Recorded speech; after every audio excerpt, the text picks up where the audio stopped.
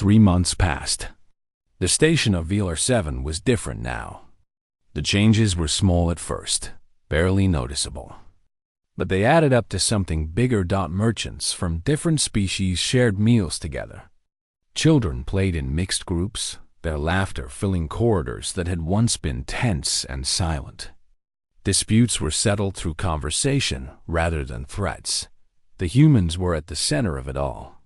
Not because they had asked to be, not because they had planned it, but because they had shown everyone what was possible when people stood together.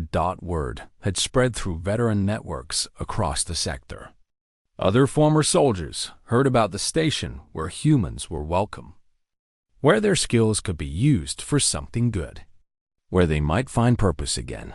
They started arriving. A former Marine named Rita Garcia, who had lost her leg in the border wars. A Navy engineer named Sam Blake, who could fix anything with moving parts. A Special Forces medic named Carol Trent, who still woke up screaming some nights. They came looking for peace. They found something better. They found a family. Kira expanded her repair shop to accommodate the new arrivals.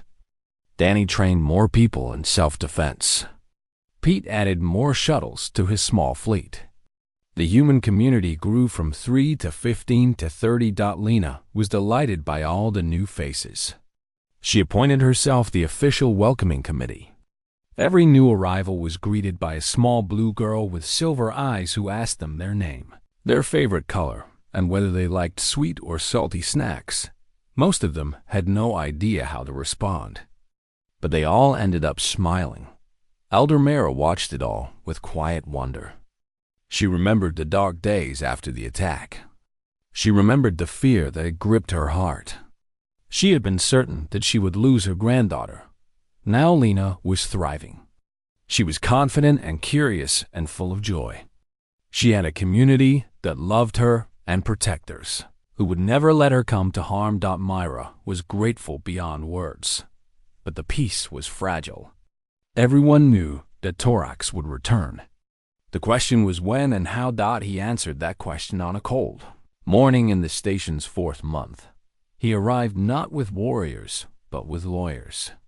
He carried a writ from the Galactic Trade Council, a legal document that claimed Mira's property as payment for an old debt. The property included her home, the home where Alina lived. Torax had learned from his mistake. He would not fight the humans directly. He would use the law against them. He would take everything they cared about through legitimate means. Kira read the legal documents with growing fury.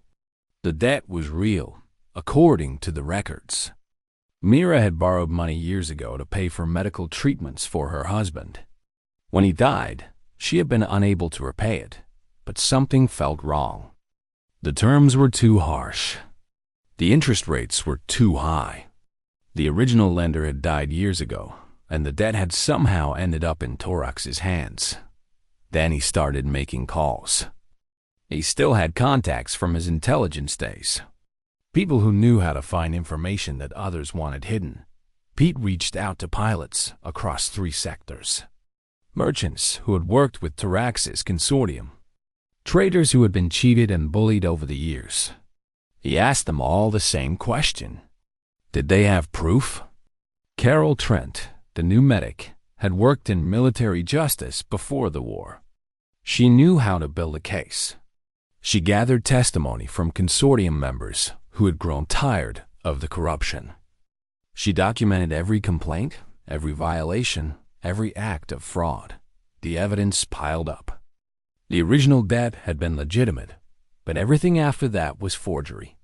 Torax had created false documents. He had bribed officials. He had turned a small debt into a trap designed to steal property. The station held a formal hearing.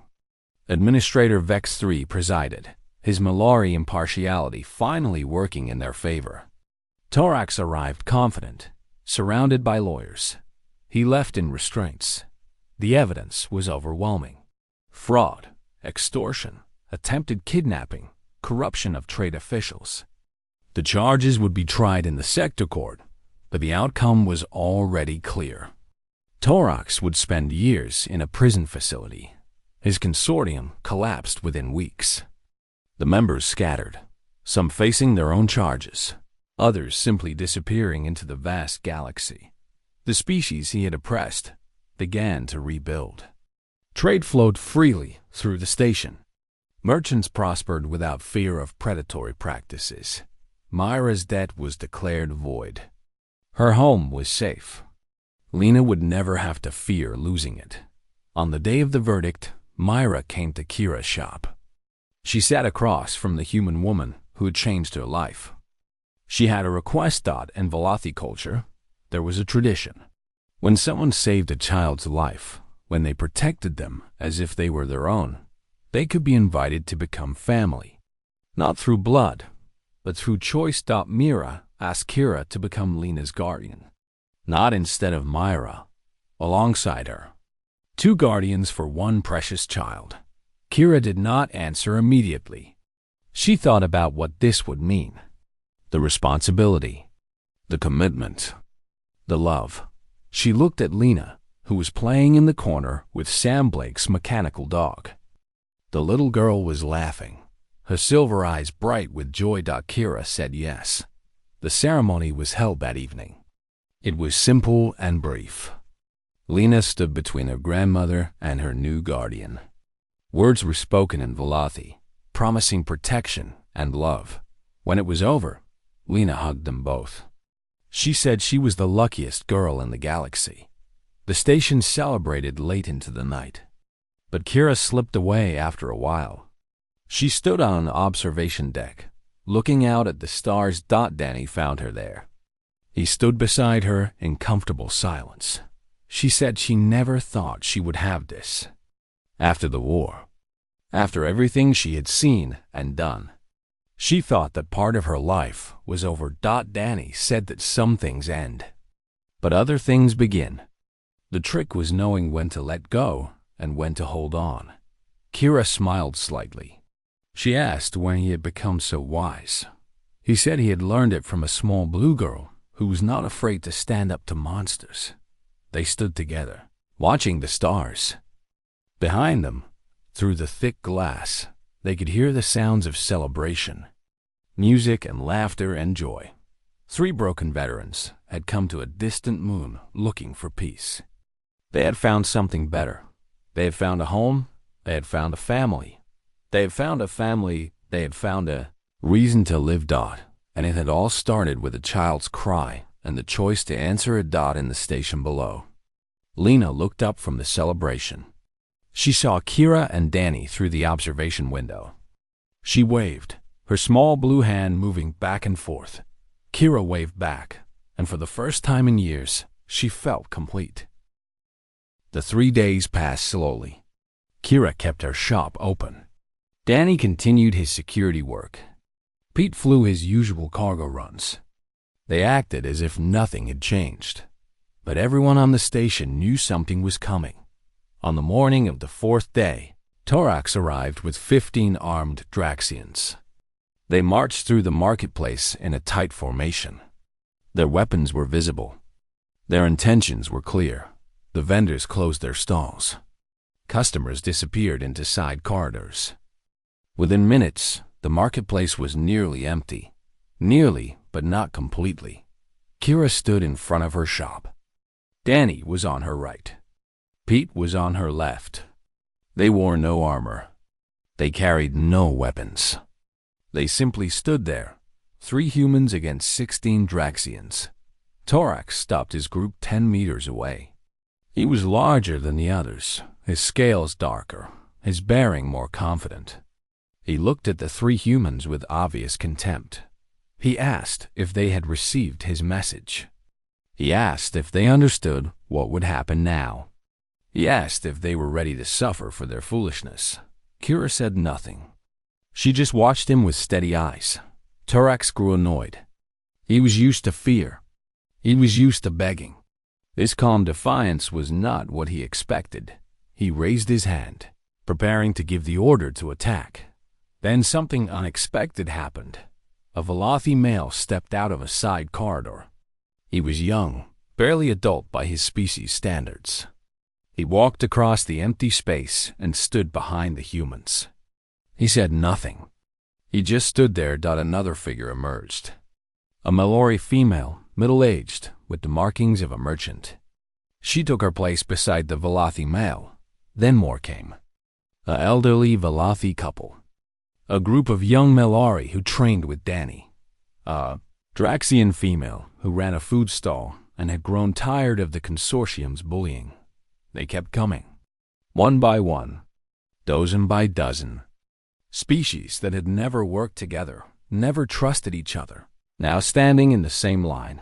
Within 5 minutes, over 100 beings stood behind the 3 humans. Torak stared at the crowd. His confidence was beginning to crack. He demanded to know what this was. He demanded to know why these aliens would risk themselves for humans. A young Velothi stepped forward. His name was Keth, and his daughter had been sick with a blood disease. The human pilot had flown her to the medical center for free, every week for 3 months. She was healthy now because of him. A Mallory female named Vera spoke next. Raiders had threatened her shop last winter. The human soldier had stood with her all night, every night, until the raiders gave up and left. She had not even asked for help. He had simply appeared. An elderly Draxian named Grath said that the human mechanic had fixed his life support equipment when no one else would. She had charged him nothing. She had saved his life and asked for nothing in return. Story after story. Kindness after kindness. The humans had not been building alliances. They had not been planning for this moment. They had simply been helping people who needed help. And now those people were helping them. Kira felt a tightness in her chest. She had not expected this. She had expected to fight. She had expected to lose. She had expected this to be her last stand on a distant moon, far from home. She had not expected to matter this much. Danny spoke for the first time. He addressed Torax directly. He said that the Draxian could threaten them all he wanted. He could bring an army. But every person standing behind them was there by choice. They were there because they believed some things were worth protecting. Pete added that they had all seen what happened to people who stood alone. They had all felt the helplessness of facing threats with no one beside them. That was why they were here, because no one should have to stand alone. Torax looked at his 15 warriors. Then he looked at the crowd of over 100. He was good at calculating odds. These were not good odds, but he was also proud. Too proud to simply walk away. He demanded that the humans surrender. He said this was their last chance. He said that if they refused, he would return with enough force to destroy them all, before anyone could respond. A small figure pushed through the crowd. It was Lena. She had escaped from her grandmother's grip and walked right through the forest of adult legs until she stood in front of everyone. Her pale blue skin looked almost white in the artificial sunlight. Her silver eyes were fixed on Torax. She said something in a clear, steady voice that carried across the silent marketplace. She said that he should go away. She said that her friends would not let him hurt anyone. She said that he was mean and bad, and no one liked him. It was the voice of a child. But it carried more weight than any threat. Torax stared at this tiny creature who dared to speak to him. For a moment, his face twisted with rage. His hand moved toward his weapon. The crowd surged forward slightly. Not attacking, just preparing. Torax stopped. He looked around at the faces surrounding him. The Lothi and Mallory, and even some of his own species, all united against him. He understood something then. He could win this fight. He could bring more warriors and crush this resistance. But he could never undo what had happened here today. These species had found something worth fighting for. They had found each other. That was more dangerous than any weapon. Torax lowered his hand. He said this was not over. He said he would be back. He said they would all regret this day. Then he turned and marched away, his warriors following behind him. The crowd did not cheer. They were too tired, too relieved, too overwhelmed by what they had just done. But they embraced each other. They laughed and cried. They celebrated in the quiet way of people who had faced death and found life instead. Kira felt someone grab her hand. She looked down and saw Lena standing beside her, silver eyes shining. The little girl asked if they had won. Kira knelt down to her level. She said that they had won today. She said that tomorrow might bring new challenges. But for now, they were safe. Lena smiled. Then she reached up and wrapped her thin arms around Kira's neck. Kira held her tight. Around them, the station celebrated its first real victory. A community had been born from crisis. And 3 broken veterans had found something they thought they had lost forever, a reason to keep fighting. Kira kept her promise. She visited Mira and Lena the next morning. She told herself it was just to check on them, just to make sure they were recovering. Just a quick visit. She stayed for 3 hours. Lena showed her every corner of their small home. She showed her the drawings she had made. She showed her the small garden on the balcony where Mira grew herbs. She showed her the view from the window, pointing out every landmark she knew. Kira listened to it all. She answered questions when Lena asked them. She smiled when the girl made jokes that did not quite translate properly. Myra watched from the kitchen, preparing tea.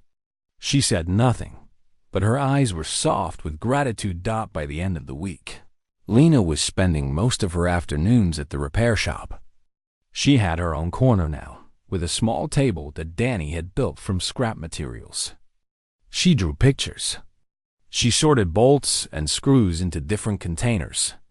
She asked questions about every piece of equipment Kira worked on.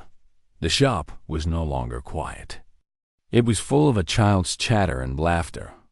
Kira found that she did not mind at all. Danny started teaching some of the station's young people how to defend themselves. It began when a teenage Mallory asked him how he had taken down the Draxians so quickly. Danny showed him. Then others asked. Then more. He set up classes in an empty storage area near the docks. He taught them basic moves. How to break a grip. How to dodge a strike. How to fall without getting hurt. He was patient and careful, adjusting his techniques for species with different body structures. The students came from many different races. They had little in common except a desire to never feel helpless again. Pete began offering free shuttle rides to families who could not afford transport. A Velothi child needed regular treatments at the medical facility on the main planet. Her parents could not pay for the trips. Pete flew her every week, refusing any payment. A Mallory elder had been unable to visit his dying sister because the journey was too expensive. Pete took him there and back, staying with him during the difficult goodbye. He never spoke about these trips. He never asked for recognition. He just did them because they needed to be done. The 3 humans had not planned any of this. They had not discussed becoming part of the community. It simply happened. One small act leading to another. One connection growing into many. Mira invited them all to dinner one evening. Her home was small, but she made room. She prepared traditional Velothi dishes, carefully selecting ones that human bodies could digest. They ate together as the station's artificial sun set outside the windows. Lena sat between Kira and Danny, talking constantly about her day. Pete listened quietly, occasionally adding a comment that made the girl laugh. After dinner, Mira asked a question she had been holding for weeks. She wanted to know about humans. She wanted to understand how a species with such a violent history could produce individuals like them. Danny took a long time to answer. He said that humans knew what violence looked like. They knew its cost. They had paid it many times throughout their history. Some humans learned nothing from this pain. They repeated the same cycles of cruelty again and again, but others learned differently. They looked at the suffering their species had caused and decided they would be different. They decided they would use their capacity for violence only to protect those who could not protect themselves. Mira asked if this was common among humans. Kira shook her head. She said it was not common. She said that most humans were just trying to survive, like most beings in the galaxy. They were not heroes. They were not villains. They were just people. But some humans, the ones who had seen too much, the ones who had done things they could not forget, they searched for meaning in their actions. They needed to believe that their skills could be used for good. Pete spoke for the first time in a while. He said that he had spent years dropping bombs on targets he never saw. He had killed people whose faces he would never know. When the war ended, he could not sleep. He could not stop thinking about what he had done. Coming here, to this distant moon, he thought he was running away. But maybe he was running towards something instead. Maybe he was looking for a chance to balance the scales, even if only a little. Lena had fallen asleep against Kira's shoulder. Myra looked at her granddaughter's peaceful face. She said that whatever the humans' reasons, she was grateful. Her granddaughter was alive because of them. That was all that mattered. The evening ended quietly. Danny and Pete helped clean up before leaving. Kira carried Lena to her bed and tucked her in. The girl murmured something in her sleep. It sounded like the Velothi word for safe dot as Kira walked home through the station's dim corridors. She felt something she had not felt since before the war. She felt like she belonged somewhere. Like she was part of something larger than herself. It was a dangerous feeling. She knew that. Attachments meant vulnerability. Caring meant the possibility of loss, but she could not help it.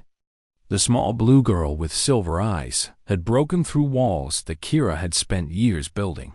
She did not try to rebuild them. Far across the station, Torax finished reading his intelligence reports. He now knew everything about the three humans. He knew their histories. He knew their weaknesses. Most importantly, he knew what they cared about. He sent a message to their shops and shuttle. The message was simple. Leave the station within 3 days. Leave now, and there would be no trouble. Stay and face consequences. Danny read the message first. He brought it to Kira's shop, where Pete was already visiting. They read it together in silence. Pete asked what they should do. Kira looked at Lena, who was sleeping on her pile of blankets in the corner. The girl looked so peaceful, so trusting. She had finally stopped flinching at sudden sounds. She had finally started laughing again. Kira said they were not going anywhere. Danny nodded. He had expected that answer. Pete smiled slightly. He said he had nowhere else to be anyway. The 3 days began to count down. But the humans did not pack. They did not prepare to run. They prepared for something else entirely. The news spread through the station like fire through dry grass. By evening, everyone had heard some version of the story.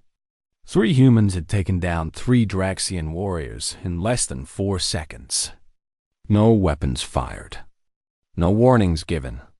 Just swift, precise action that left the reptilian traders on the ground before they understood what was happening. Station Administrator Vex 3 watched the security footage for the 5th time. He was a Mallory, a species known for their careful analysis and long memories.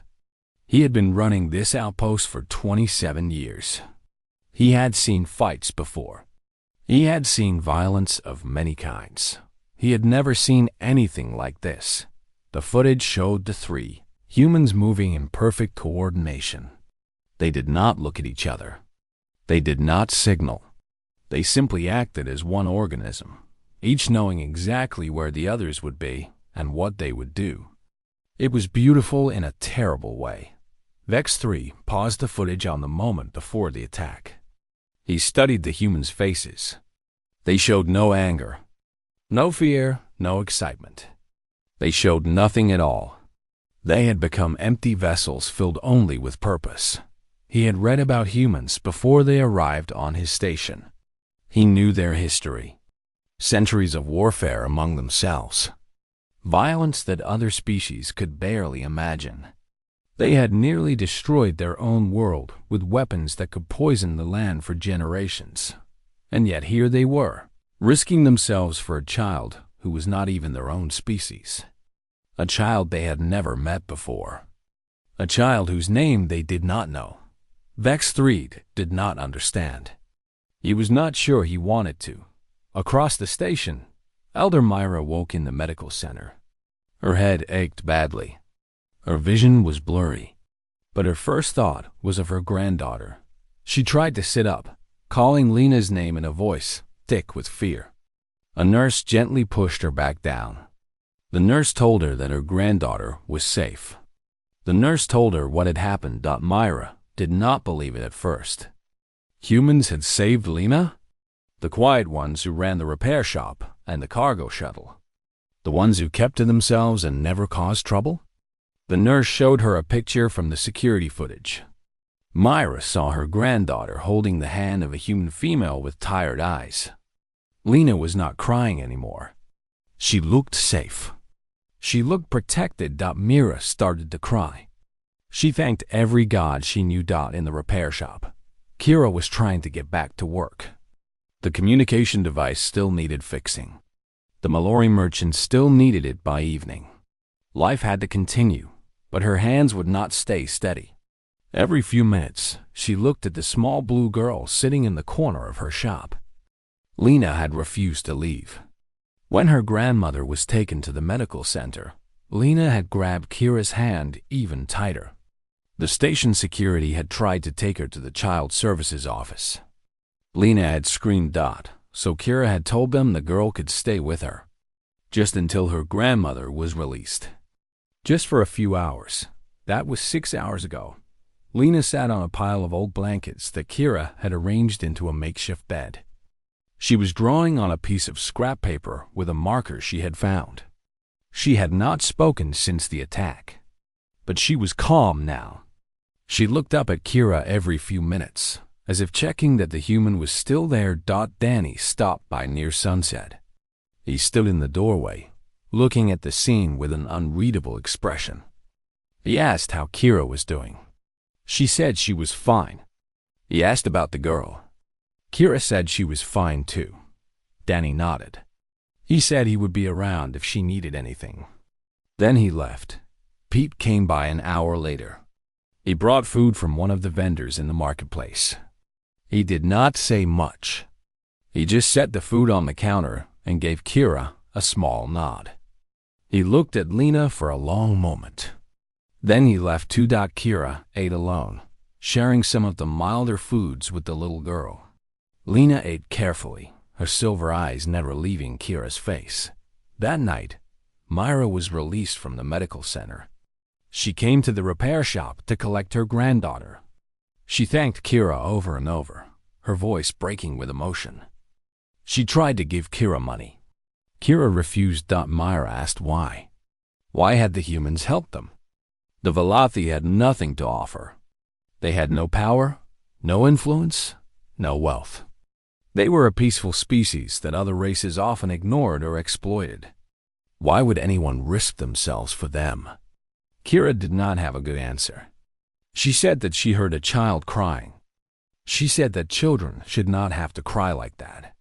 She said it was not a complicated decision. Myra stared at her for a long moment. Then she reached out and took Kira's hands in her own. Her grip was warm and gentle. She said something in Velothi, a phrase that Kira's translator could not fully capture. Something about honor. Something about debt. Something about family. Then Myra took Lena's hand and started to lead her home. Lena stopped at the door. She turned back and looked at Kira. Her silver eyes were serious for such a young face. She asked if the kind human would come back tomorrow. Kira found herself nodding. She said she would try. Lena smiled for the first time since the attack. It transformed her face.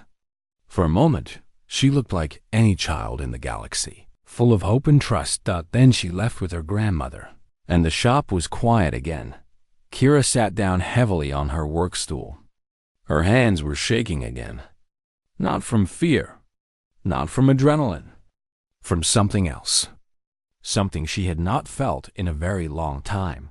On the other side of the station, Torax received a report about what had happened to his traders. He was the leader of the Draxian trading consortium that operated in this sector. His people were feared and respected. They did not get humiliated by soft, weak humans. He read the report 3 times. He watched the security footage. He made careful notes. These humans were not soldiers anymore. They had no government backing them. They had no military support. They were just 3 broken veterans trying to live quiet lives on a distant moon. Torax began to plan. He would make them pay for this insult. He would make them regret ever setting foot on this station. But first, he needed information.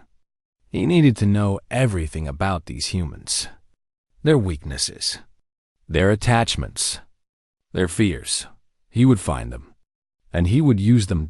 In the marketplace, life slowly returned to normal. Vendors opened their stalls. Customers wandered between them. But something had changed. People looked at the humans differently now, the quiet ones. The ones who fixed things and flew cargo. The ones who seemed so ordinary that they were not ordinary at all. They were warriors who had chosen peace. And when a child cried out in fear, they had answered without hesitation.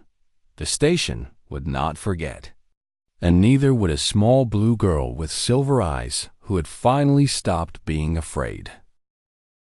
The marketplace on Velar 7 was busy that afternoon. Traders from a dozen different species moved between the stalls, buying and selling everything from food to ship parts. The air smelled like cooking meat and strange spices. Voices called out in languages that no translator could fully capture. Kiranel stood behind the counter of her small repair shop. She was fixing a broken communication device for a Malari merchant who needed it by evening. Her hands moved with the ease of long practice. She had been a combat medic during the border wars, and her fingers remembered how to work quickly and carefully. The shop was quiet. Most days were quiet now. That was why Kira had come to this distant moon in the first place. After 3 tours of duty, she wanted nothing more than silence and simple work. A few stalls away, Danny Cole leaned against a support beam. He worked security for a group of human merchants who sold medical supplies. It was easy work for a man who had spent 15 years as an infantry sergeant. He watched the crowd with the lazy attention of someone who had learned to spot trouble long before it arrived. Pete Marsh was loading cargo onto his shuttle at the edge of the marketplace. He was a former Navy pilot who now ran a small transport service. He carried goods and sometimes passengers between the moon and the main planet. The pay was not great, but the work kept him busy. Busy was good. Busy meant he did not have to think about the friends he had lost in the war. None of the 3 humans had planned to end up here. None of them had planned to meet each other. But veterans had a way of finding each other, even on the far edges of known space. They shared meals sometimes. They shared drinks. They shared the comfortable silence of people who understood each other without needing words. The afternoon was warm and slow. Nothing seemed out of the ordinary. Then a child screamed. The sound cut through the marketplace, noise like a blade. It was not the sound of a child throwing a tantrum. It was not the sound of a child who had fallen and scraped her knee. It was the sound of pure terror. The sound of a small creature facing something it could not understand or fight. Kira dropped a communication device. Her legs were moving before her mind caught up. This was something she had not felt in years. The instant response. The automatic reaction. Her body remembered what to do even when her thoughts were still forming. She pushed through the crowd. Aliens of various species stepped aside, confused by the human female who moved with such urgent purpose. Danny heard the scream at the same moment. He straightened from his relaxed position. His eyes scanned the crowd. finding the source of the sound in less than 2 seconds. He was moving immediately. Pete heard it from his shuttle. He was 40 meters away, but that scream carried. He left his cargo where it sat and started running. Kira reached the scene first. In a narrow alley between 2 merchant stalls, a small Velothi girl was pressed against the wall. She was young, maybe 6 years old in human terms. Her skin was pale blue, and her large silver eyes were filled with tears. She was shaking so hard that Kira could see it from 5 meters away. 3 Draxians stood over her. They were large reptilian beings, each one standing over 2 meters tall. Their scales were dark green, and their yellow eyes showed no mercy. One of them had a thick hand wrapped around the girl's thin arm. On the ground nearby lay an elderly Velothi female. She was unconscious, a dark bruise forming on the side of her head. She had tried to protect the child. She had failed. The lead Draxian was speaking in a harsh voice. He was saying that the old female owed them money. He was saying that since she could not pay, the child would work off the debt. He was saying this as if it were the most reasonable thing in the world. Kira felt something cold settle in her chest. She knew that feeling. She had felt it many times during the war. It was the feeling that came before action. The feeling that pushed away fear and doubt and left only certainty. Danny arrived at her side. He did not speak. He did not need to. He simply took his position, placing himself between the Draxians, and the only exit from the alley. Pete came from the other direction. He stopped at the opposite end, blocking the other way out. His breathing was slightly fast from running, but his hands were steady. The 3 humans formed a triangle around the scene. They had not planned this. They had not discussed it. They simply moved into position the way they had been trained to do years ago. In situations far more dangerous than this, the lead Draxian finally noticed them. He turned his large head and looked at Kira with obvious amusement. He asked what she wanted. His tone made it clear that he did not consider her a threat. Kira spoke quietly. She told him to release the child. The Draxian laughed. It was an ugly sound, like rocks grinding together. He looked at his 2 companions, and they laughed as well. 3 soft humans against 3 Draxian warriors. The idea seemed to entertain them greatly. The second Draxian said something in their own language. The others laughed again. Kira did not need a translator to understand the insult. Danny spoke for the first time. His voice was calm and level. He repeated what Kira had said. Release the child. Step away. This did not need to become something more. The lead Draxian stopped laughing. His yellow eyes narrowed. He was not used to being given orders by species he considered inferior. His hand tightened on the little girl's arm, and she cried out in pain. That sound changed everything. Something shifted in the alley. The air itself seemed to grow heavy. The 3 humans did not move, did not speak, did not even seem to breathe. But something in their stance changed. Something in their eyes went flat and hard. The Draxians felt it. For the first time, a flicker of uncertainty crossed the lead one's face. He did not understand what he was seeing. These were just humans. Weak, soft, fragile humans. They had no claws. They had no scales. They had no natural weapons of any kind. But they were looking at him now the way predators looked at prey. The lead Draxian reached for the weapon on his belt. It was a mistake. He was fast by Draxian standards.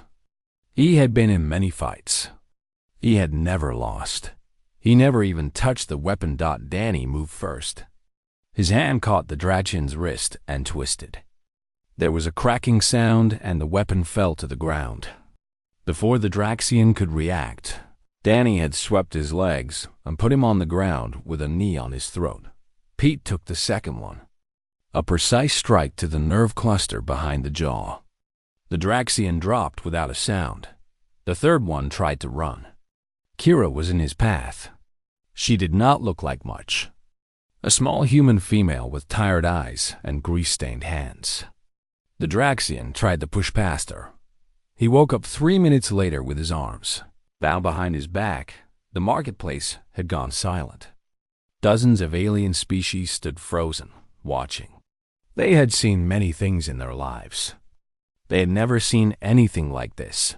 Kira walked slowly toward the little Valathi girl.